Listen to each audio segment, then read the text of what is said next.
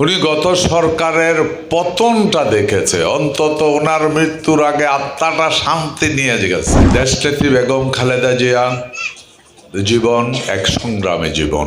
বহু জুলুম নির্যাতনের মধ্যেও অন্যায়ের কাছে কোনোদিন উনি মাথা নত করেন নাই। ওনাকে যখন জেলে নেওয়া হয় তখন উনি প্রচণ্ড ধরনের অসুস্থ, কিন্তু তারপরে ওনারা জেলে নিয়ে অমানবিক একটা কাজ করেছিল সেদিনকার সরকার। আপনারা জানেন উনি আর্থ্রাইটিক্সে আক্রান্ত রোগী ছিলেন। সাধারণত আর্থ্রাইটিক্সের রোগীরা হাঁটা চলায় অনেক কষ্ট হয়, কারণ জয়েন্টের ভিতরে আর্থ্রাইটিক্স মানে জয়েন্টের ভিতরে সমস্যা।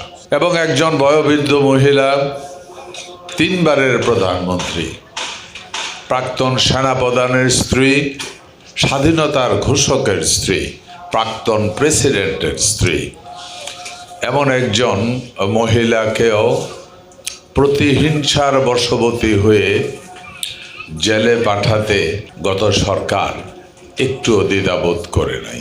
ঘটনাটা অত্যন্ত দুঃখজনক ছিল।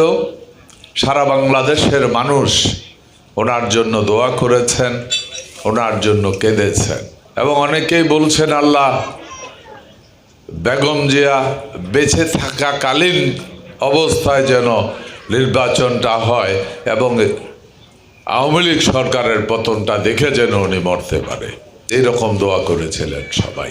শুকুর আলহামদুলিল্লাহ, নির্বাচন পর্যন্ত উনি বেঁচে থাকতে পারেননি, তার আগেই ওনাকে আল্লাহ নিয়ে গেছে। কিন্তু উনি গত সরকারের পতনটা দেখেছে, অন্তত ওনার মৃত্যুর আগে আত্মাটা শান্তি নিয়ে গেছে যে আমার উপরে অন্যায়ভাবে নির্যাতন করেছে, তার ফল আল্লাহ তাকে এই দুনিয়াতে আবার দেখায় দিয়েছে। আজকে আপনাদেরকে আমি সবাইকে বলবো, চলেন আমরা যখনই নামাজ পড়ি, মুনাজাত যখন করব, তখন যেন আমরা সবাই একবার আমাদের প্রিয় নেত্রী বেগম খালেদা জিয়ার রুহের মাগফিরাত কামনা করি।